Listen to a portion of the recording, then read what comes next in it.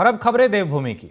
अपने 2 दिन के दौरे पे अल्मोड़ा पहुंचे मुख्यमंत्री पुष्कर सिंह धामी हमेशा की तरह सुबह की सैर पे निकले, जहां उन्होंने स्पोर्ट स्टेडियम में युवाओं के साथ दौड़ लगाई और बैडमिंटन भी खेला। साथ ही उन्होंने युवाओं और स्थानीय लोगों से सरकार द्वारा किए जा रहे काम का फीडबैक भी लिया।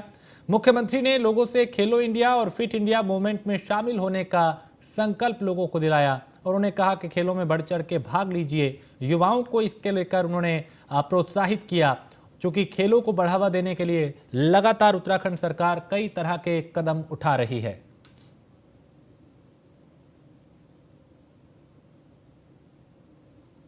खेल का कोई भी क्षेत्र हो, आज हमारे उत्तराखंड के बच्चे, हमारे खिलाड़ी हर क्षेत्रों में अपना नाम रोशन कर रहे हैं। मैं भी उन सबसे मिलने और उनको देखने आया था कि यहाँ पर किस प्रकार से उनके खेलने की व्यवस्था है। यहाँ मैदान के अंदर जो स्टेडियम का काम चल रहा है उसका भी निरीक्षण किया और यहाँ खेलने वाले सभी छोटे बड़े सभी खिलाड़ियों से उनकी प्रशिक्षण और रोज यहाँ आने वालों सबसे मुलाकात। तो खेल अल्मोड़ा में मुख्यमंत्री पुष्कर सिंह धामी ने आजीविका महोत्सव कार्यक्रम का शुभारंभ किया। साथ ही करोड़ों की विकास परियोजनाओं का उद्घाटन और शिलान्यास भी किया। कार्यक्रम के बाद सर्किट हाउस में मीडिया से रूबरू होते हुए मुख्यमंत्री ने बताया कि राज्य को अग्रणी प्रदेश बनाने के लिए सरकार लगातार काम कर रही है।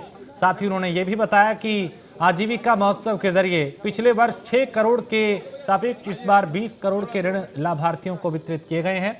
अल्मोड़ा मेडिकल कॉलेज को 246 करोड़ का बजट दिया गया है। 298 करोड़ की नई योजनाओं की घोषणा की गई है। और इसके अलावा एसएलपी वापस लिए जाने के सवाल पर उन्होंने कहा कि वो कोई बहुत बड़ा मामला नहीं है और सरकार उसको देख रही है।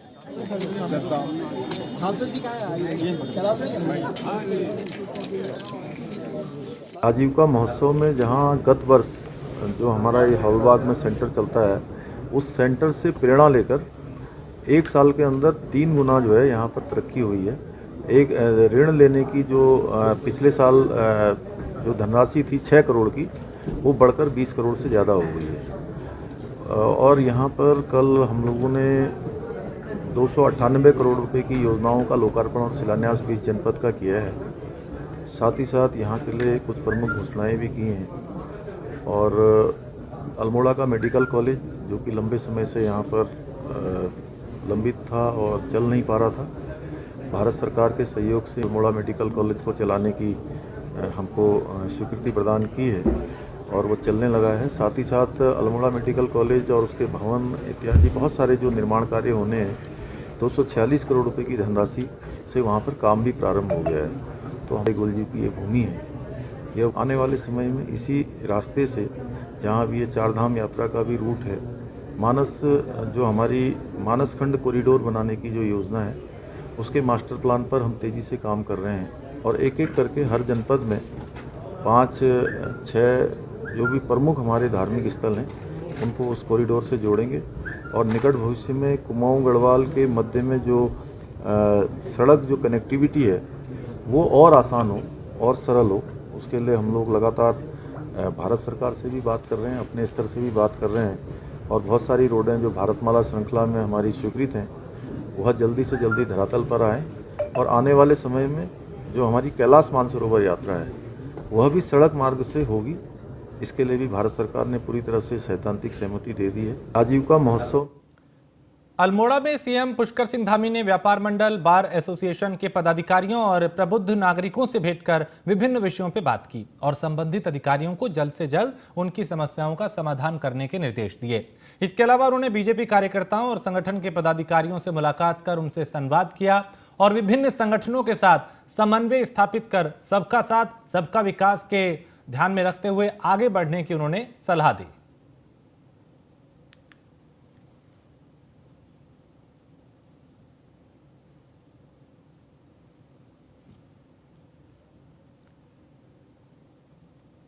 और विधानसभा भर्ती घोटाले को लेकर एक बार फिर विधानसभा अध्यक्ष सख्त नजर आ रहे हैं। रितु खंडूड़ी ने भर्ती घोटाले पे सख्त रुख अपनाते हुए साफ किया कि वो विधिक राय लेने के बाद डबल बेंच में जा रहे हैं और विधानसभा अध्यक्ष रितु खंडूड़ी ने कहा कि जो भी फैसला उनका था वो अपने फैसले से पीछे नहीं हटेंगी।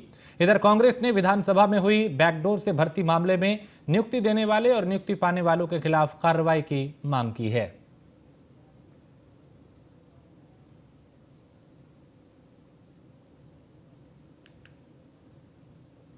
दिन से कांग्रेस का एक ही स्टैंड है कि अगर विधानसभा अध्यक्ष को भ्रष्टाचार पर चोट करनी है, उसको जड़ से समाप्त करना है, तो सिलेक्टिव राजनीति ना करें। नियुक्ति देने वाले और नियुक्ति पाने वाले दोनों गलत हैं, लेकिन मैडम की जो लाठी चल रही है वो नियुक्ति पाने वालों पर चल रही है। नियुक्ति देने वालों पर तो वो अपनी चुप्पी तोड़ ही नहीं रही है। दूसरी तरफ आप देखिए कि आरएसएस तो कार्रवाई कर चुका है, प्रांत प्रचारक को भी यहाँ से बेदखल कर दिया और सह प्रांत प्रचारक को भी यहाँ से दूसरे राज्य में भेज दिया गया है उनकी गड़बड़ियों के चलते। बात सिर्फ इतनी है कि ये वैधानिक और अवैधानिक का सवाल नहीं है। जो निर्णय सिंगल बेंच का था, आप देखिएगा आने वाले दिनों में डबल बेंच का भी वही निर्णय होने वाला है। ऐसे में कहीं ना कहीं ये हठधर्मिता दिखाई पड़ती है कि आप एक वर्ग पर कर रही हैं लेकिन दूसरे वर्ग पर आप बोलने से इनकार कर रही है। ऐसे में भारतीय जनता पार्टी अपने उन नेताओं पर कब कार्रवाई करेगी जिन नेताओं ने युवाओं के साथ छलावा किया, धोखा किया और उनके मुंह का निवाला अपने सगे संबंधियों को खिलाया। इसको जो कहना है वो कहेगा, मुझे जो सही लगा है। और आपको मैंने जैसे पहले भी कहा, मैंने विधि से राय ली है, पूरा सोच समझ के निर्णय लिया है, वकीलों से बातचीत हुई है और उसके बाद हमने निर्णय लिया है कि हम डबल बेंच में जाएंगे। ठीक। और बीते दिनों बीजेपी के पूर्व मुख्यमंत्रियों द्वारा अपने ही सरकार के खिलाफ दिए गए बयान के बाद पार्टी हाईकमान सख्त हो गया है। लिहाजा पार्टी हाईकमान की तरफ से प्रदेश अध्यक्ष महेंद्र भट्ट को दिल्ली तलब किया गया और पार्टी नेताओं और कार्यकर्ताओं से संवाद स्थापित कर अनर्गल बयानबाजी पर रोक लगाने के निर्देश दिए, जिसके बाद प्रदेश स्तर पर पार्टी के सभी नेताओं और कार्यकर्ताओं को इस तरह की बयानबाजी से बचने के निर्देश दिए गए हैं। मामले की जानकारी देते हुए बीजेपी प्रदेश मीडिया प्रभारी ने बताया कि पूर्व सीएम त्रिवेंद्र सिंह रावत और तीरथ सिंह रावत हमारे वरिष्ठ नेता हैं, लेकिन उनके द्वारा जो बयान दिए गए थे उस संबंध में और अन्य कार्यकर्ताओं को प्रदेश अध्यक्ष द्वारा सख्त निर्देश दिए गए हैं कि किसी को भी कोई दिक्कत है या पार्टी और सरकार को अपना सुझाव देना चाहते हैं तो मीडिया से बचते हुए सिर्फ पार्टी फोरम पर ही अपनी बात को रखें। निश्चित रूप से हमारे प्रदेश अध्यक्ष जी ने सभी अपने, चाहे छोटे से छोटे कार्यकर्ता हों चाहे हमारे बड़े नेता हों, सभी को कहा है कि जिस प्रकार से भी कोई उनकी कोई बात करनी है तो पार्टी फोरम पे करें और कोई भी उनकी समस्या है तो या तो पार्टी फोरम पे रखें या सरकार की ओर से उनकी समस्या है तो सरकार से भी वो बात कर सकते हैं। निश्चित रूप से हमारे प्रदेश अध्यक्ष जी ने सभी अपने, चाहे छोटे से छोटे कार्यकर्ता हों चाहे हमारे बड़े नेता हों, सभी के। और शहबाज हुसैन हमारे संवाददाता इस खबर पे ज्यादा जानकारी के साथ। शहबाज, बीजेपी नेताओं की बयानबाजियों को लेकर पार्टी हाईकमान अब सख्त हो गया है। जी, उत्तराखंड भारतीय जनता पार्टी में पिछले पूर्व मुख्यमंत्री द्वारा पिछले 2 दिनों दिए गए बयानों से असहज स्थिति में आई सरकार और पार्टी के बीजेपी प्रदेश अध्यक्ष महेंद्र भट्ट को दिल्ली तलब कर पार्टी नेताओं से व कार्यकर्ताओं से संवाद स्थापित अनर्गल बयानबाजी पर रोक लगाने के निर्देश दिए गए, जिसके बाद अब पार्टी स्तर से सभी नेता और कार्यकर्ताओं को अनर्गल बयानबाजी से बचने के निर्देश दिए गए बीजेपी आलाकमान द्वारा। ऐसे में क्या जो त्रिवेंद्र सिंह रावत, तीरथ सिंह रावत की जो बयानबाजियां रही हैं उसके चलते चूंकि कई बार किरकिरी भी हुई, पार्टी की कोशिश ये है और ये निर्देश दिए गए हैं कि किसी को कोई भी बात रखनी है तो वो मीडिया के पास जाने की बजाय पार्टी फोरम पे अपनी बात रख सकता है। महेंद्र भट्ट ने ये स्थिति साफ करी कि पार्टी के फोरम पे बात रखे, जिनको कुछ भी बात रखनी है पार्टी के फोरम पे बात रखे, संगठन के स्तर से बात रखी जाए। ठीक है, आप मेरे साथ बने रहिए, कुछ और खबरों पे भी आपसे जानकारी लेंगे। तो पार्टी मीडिया प्रभारी की तरफ से भी यहाँ पे बताया गया कि अनर्गल बयानबाजी पे रोक रहेगी। और देहरादून में बाल संरक्षण आयोग के सहयोग से बाल विधानसभा का आयोजन किया गया, जिसमें अलग अलग जिलों से आए बच्चों ने हिस्सा लिया और इस दौरान बच्चों को विधानसभा और राजनीति से संबंधित जानकारियां दी गई। साथ ही चुने हुए 70 बच्चों को विधायक, मंत्री, मुख्यमंत्री और विधानसभा अध्यक्ष बनाया गया। बच्चों को राजनीतिक गुर भी सिखाए गए। शिक्षा, स्वास्थ्य और विकास से संबंधित जानकारी उपलब्ध कराने के लिए इस बाल विधानसभा का आयोजन किया गया, जिसमें प्रदेश के कैबिनेट मंत्री गणेश जोशी भी शामिल हुए। मुख्यमंत्री के लिए पद के लिए चुना गया है तो हमने बहुत सारे प्लान्स बनाए हैं कि हम किन किन प्लान्स पे आगे जाके काम कर सकें, क्योंकि यहाँ पे 70 विधानसभाओं के बाल विधायक चयनित होकर आए हैं। तो हमने ये प्लान पूरी तरीके से बनाया है। हमारे प्लान कुछ इस तरीके से हैं कि हम जो लड़का और लड़की पे जितने भी भेदभाव किए जाते हैं इनको पूरे तरीके से समाप्त करने की पूरी कोशिश करेंगे। जितने भी बाल मजदूरी, बाल श्रम कराया जाता है, इसके खिलाफ हमने सख्त कानून जो भी बनाए गए हैं उस पर हमने सजा का भी पूरा प्रावधान रखा है। बाल विधानसभा पहली बात तो पूरे भारत में, सिर्फ उत्तराखंड में इसका गठन पहले से भी होता आया है। हमने सिर्फ जो कुछ सालों से व्यवस्था बंद हो गई थी उसको पुनर्जीवित करा है और इससे बच्चों में अपने अधिकारों को लेकर एक चेतना और बच्चों के अधिकारों को हम पूर्ण रूप से कार्यान्वित कर सकें, उसमें उनकी भागीदारी सुनिश्चित करने के उद्देश्य से ही इस बाल विधानसभा का गठन होता है। जी हाँ, हम लोग 2014 से जो है उत्तराखंड गवर्नमेंट और जो खास करके उत्तराखंड स्टेट अपना चाइल्ड प्रोटेक्शन ना SCPCR के साथ मिल करके हम लोग इस तरह के कार्यक्रम करते रहे, जहाँ पे हम चाहते हैं कि बच्चों में जो है बाल अधिकार के बारे में जागरूकता बढ़े, उनका जो है वो जागरूकता जो है वो फिर एक्शंस में तब्दील हो और वो अपने गाँव में, अपने शहरों में, जहाँ भी है, अपने स्कूल में जो है वो जो राष्ट्र निर्माण का काम करते रहें। प्रशिक्षण आयोग वो प्लान इंडिया द्वारा चतुर्थ बाल विधानसभा का आयोजन यहाँ पर किया गया। 4 दिन से ये कार्यक्रम यहाँ पर चल रहा है। ऐसे आयोजनों के माध्यम से बच्चों का ज्ञानवर्धन हो जाता है, क्योंकि भारत विश्व का सबसे बड़ा लोकतंत्र है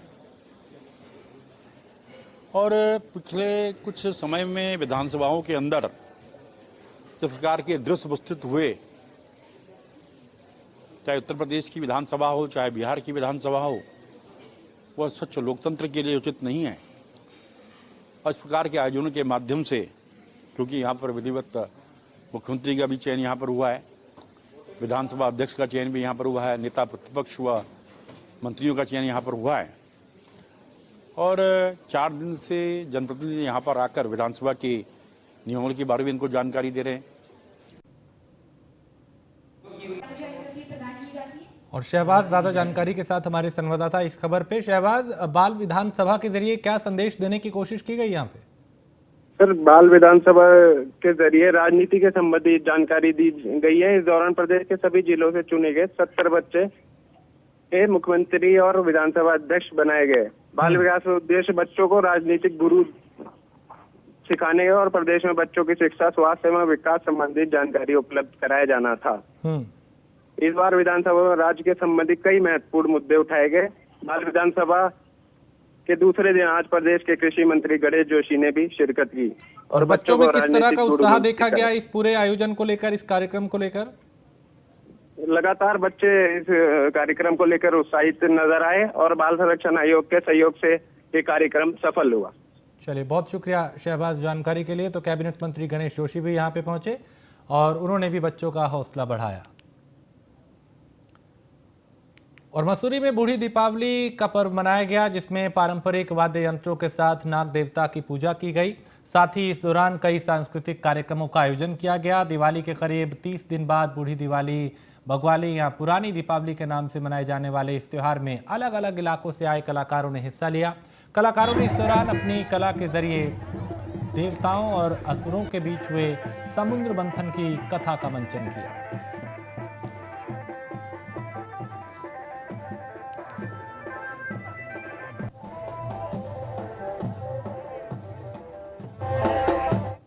और रुड़की में देह व्यापार के खिलाफ कार्रवाई करते हुए पुलिस ने एक इस्पात सेंटर पर छापेमारी की, जहां से पुलिस ने 3 लोगों को गिरफ्तार किया। आरोपियों के कब्जे से पुलिस ने 2 महिलाओं को मुक्त कराया। हालांकि इस्पात सेंटर का संचालक अब भी फरार है, जिसकी तलाश की जा रही है। इससे पहले हरिद्वार के वरिष्ठ पुलिस अधीक्षक अजय सिंह के आदेश पर ये भगवानपुर थाना पुलिस और की तरफ से कार्रवाई की गई। फिलहाल गिरफ्तार आरोपियों से पूछताछ की जा रही है ताकि इनके पूरे रैकेट को पकड़ा जा सके।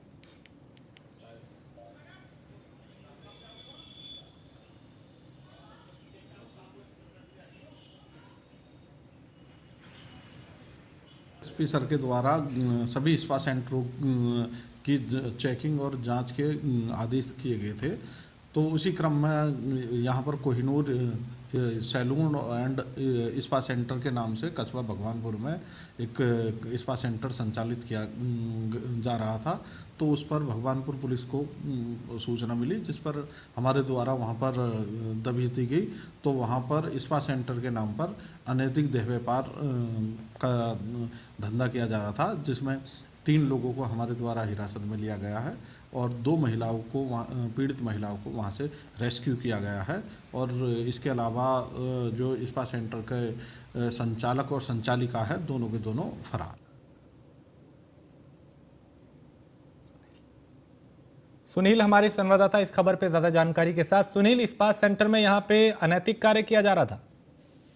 जी बिल्कुल, देखिए आपको बताना चाहूंगा, यहाँ पर अगर बात करें तो स्पा सेंटर की आड़ में यहाँ पर जो है देह व्यापार का कारोबार जो है लगातार जारी है और ये पूरे रुड़की क्षेत्र के अंदर फैल चुका था, जिसको लेकर के अब नए कप्तान यहाँ पर जब से तैनात हुए हैं, जब से यहाँ पर नए एसएसपी आए हैं अजय सिंह, तब से ही जो स्पा सेंटर वालों पर छापेमारी की उन्होंने बात की थी और जो अन्य इस तरह के देह व्यापार के जो कारोबार चल रहे हैं उन पर छापेमारी कर कार्रवाई करने की पुलिस को उन्होंने बात कही थी। तो उसी की में देखा जाए तो जो स्पा सेंटर की आड़ में ये देह व्यापार चल रहा था, तो उसको लेकर के भगवानपुर में छापेमारी करते हुए यहाँ पर छापा मारा तो देखा गया कि स्पा सेंटर की आड़ में यहाँ पर देह व्यापार हो रहा था। तो वहीं अगर बात करें तो आज की अभी की बात मैं आपको बताना चाहूंगा, जो हमारे पास खबर मौजूद है उसको भी हम दिखाएंगे अपने चैनल के माध्यम से, कि लगातार जो एसएसपी की कार्रवाई है, जो एसएसपी के आदेश है उसके अनुसार जो पुलिस कार्रवाई कर रही है वो ऐसे ऐसे छापेमारी कर रही है कि रुड़की में भी आज फिर से इसी स्पा सेंटर के आड़ में जो देह व्यापार हो रहा था वहां पर भी छापेमारी की गई है। तो अगर देखा जाए तो जो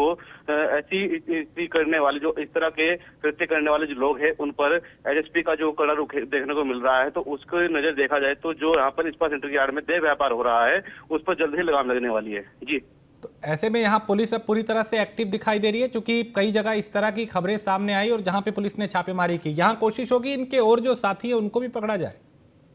जी बिल्कुल, देखिए यहाँ पर बात की जाए तो यहाँ पर जो मतलब बाहर अन्य जो राज्य हैं वहाँ से यहाँ पर जो देह व्यापार के लिए यहाँ पर लड़कियां जो युवतियां बुलाई जाती है उनसे ये सब कृत्य कराया जाता है, ये देह व्यापार का यहाँ पर कारोबार कराया जाता है। तो उसके लिए देखा जाए तो जो स्पा सेंटर की आड़ में, क्योंकि स्पा सेंटर अब जगह जगह खुल चुके हैं और स्पा सेंटर की आड़ में ये सब कारोबार चल रहा है, अगर देखा जाए तो ऐसा करने वालों पर जो पुलिस है वो कड़ी कार्रवाई करने के लिए बिल्कुल तैयार है, क्योंकि एसएसपी अजय सिंह ने साफ तरह से बोल दिया है कि कोई भी गलत काम करने वाला बख्शा नहीं जाएगा।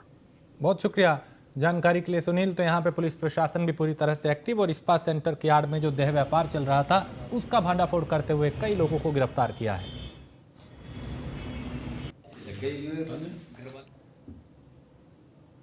और हरिद्वार में जहरखुरानी मामले का खुलासा करते हुए जीआरपी पुलिस ने एक आरोपी को गिरफ्तार किया है। मामले की जानकारी देते हुए पुलिस ने बताया कि आरोपी पर हरिद्वार रेलवे स्टेशन के पास एक महिला को अपना शिकार बनाने और उससे लूटपाट करने का आरोप था, जिसे लेकर आरोपी के खिलाफ 10,000 का इनाम भी घोषित किया गया। पुलिस ने बताया कि आरोपी को उत्तर प्रदेश से गिरफ्तार किया गया है। फिलहाल इससे पूछताछ की जा रही है।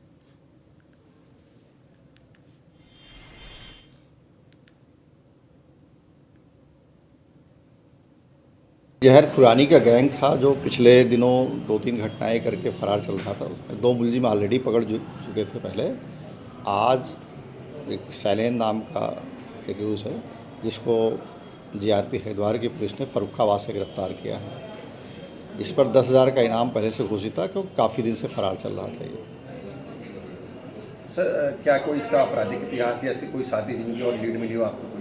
हाँ, इनके 2 साथी पहले से गिरफ्तार हो चुके हैं। नन्हे नाम का इसका गैंग लीडर है जो इस समय वर्तमान में भी जेल में है और ये उसी गैंग का मेंबर है। बहुत दिन से फरार चल रहा था, करीब 6-7 महीने से फरार चल रहा था और अभी काफ़ी प्रयास करने के बाद थानाध्यक्ष को सूचना प्राप्त हुई थी कि ये फर्रुखाबाद में कहीं रह रहा है, तो उन्होंने अपनी टीम भेज करके पूरा इसकी गिरफ्तारी करवाई है। ये बहुत ही अच्छा काम हुआ है। और आप जानते हैं कि रेलवे में जहरखुरानी का अपराध बहुत ही गंभीर अपराध माना जाता है। लोग एक स्थान से दूसरे स्थान की यात्रा करते समय ट्रेन में उनको कुछ ना कुछ खिला करके उनका सामान लूट लेते हैं, फिर आदमी बिल्कुल ही परेशान हो जाता है।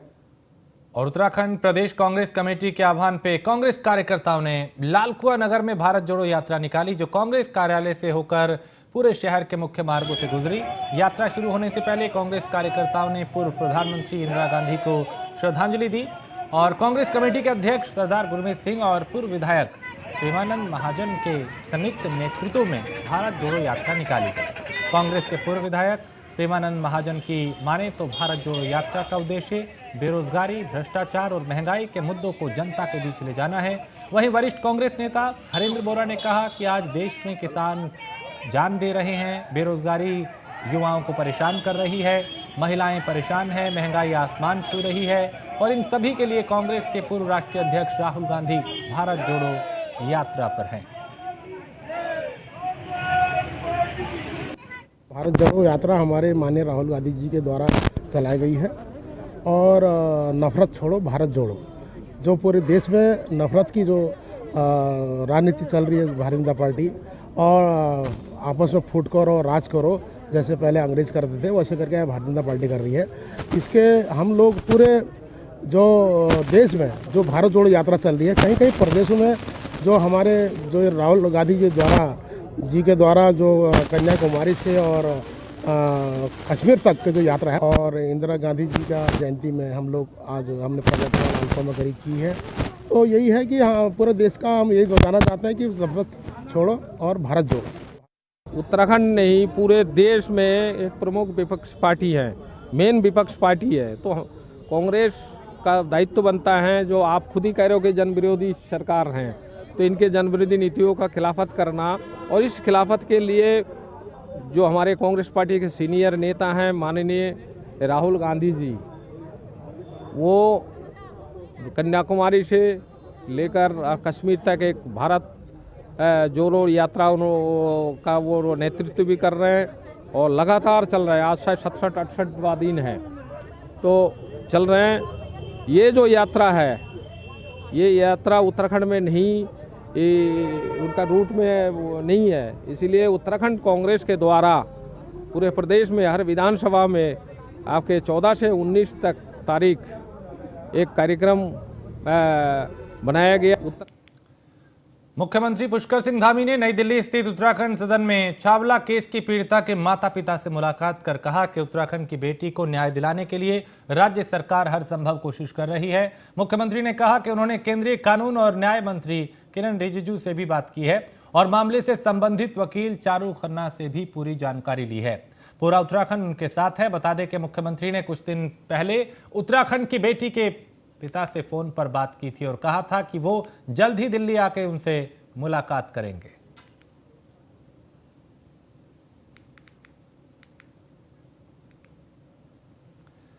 और लाल कुआं मोतीनगर हाथीखाल क्षेत्र में 65 करोड़ की लागत से बन रहे 200 बेड के मल्टी स्पेशल अस्पताल का निर्माण कार्य अपने अंतिम दौर में है।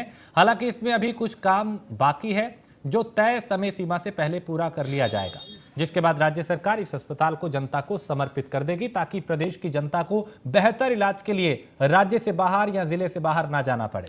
दूसरी तरफ लाल कुआं नगर पंचायत के पूर्व चेयरमैन और कांग्रेस नेता रामबाबू मिश्रा की माने तो अस्पताल का काम उनकी सरकार के समय में शुरू हुआ था। इसके लिए कांग्रेस ने काफी मेहनत की थी, लेकिन अब बीजेपी सरकार इसे अपनी उपलब्धि बता रही है। लाल कुआं विधानसभा में पहली बार बनने जा रहा है 200 बेड का सरकारी अस्पताल। ठीक कह लीजिए ये सरकारी अस्पताल है जो अब से अगले साल बनके लगभग तैयार होगा और यहाँ के जनता को समर्पित कर दिया जाएगा। करीब 65 करोड़ रुपए की लागत से इस अस्पताल का यहाँ पे नया एक स्वरूप बैठाया जा रहा है जो लाल कुआं की जनता को समर्पित करा जाएगा। हालांकि इस अस्पताल में काम होते होते कई सालों लग गए हैं, पर फिर भी इस ठेकेदार को इस कंपनी को कहा गया है कि 2023 में आप पूरा काम करके देंगे और इस अस्पताल को जनता के उसमें समर्पित करेंगे। अभी इसमें काम बहुत बाकी है और देखना होगा कि क्या जो इसमें कंपनी इस अस्पताल को बना रही है वो लगभग 2023 में काम पूरा कर पाएगी और यहाँ की उत्तराखंड सरकार और जनता को ये अस्पताल समर्पित कर पाएगी। ऐसे में अगर ये अस्पताल सारी चीजों से जो बताया जा रहा है लैस है, एक छोटी ही चीज से लेके बड़ी चीज की सुविधा इस अस्पताल में है, क्योंकि 200 बेड का अस्पताल है। पर देखना होगा कि अगर पूरी सुविधा अगर इस अस्पताल में मिलती है समय से तो क्या वो जनता के काम आ पाएगी, क्योंकि किसी चीजों के अभाव में ही सब चीजें रुक जाती हैं। क्योंकि अस्पताल में अगर खाली दवा मिलेंगी, अल्ट्रासाउंड और खून का टेस्ट नहीं हो पाएगा और डॉक्टर अगर नहीं मिल पाएंगे तो जनता का स्वास्थ्य कौन देखेगा। ऐसे में इस 200 बेड के अस्पताल में सारी चीजें लैस होनी चाहिए जिससे यहाँ के मरीजों को हल्द्वानी और नैनीताल और देहरादून ना जाना पड़े। उमेश पंत, न्यूज़ 1 इंडिया, लाल कुआं। और इसी के साथ इस बुलेटिन में फिलहाल इतना ही। देश प्रदेश की बाकी खबरों के लिए आप देखते रहिए न्यूज़ 1 इंडिया।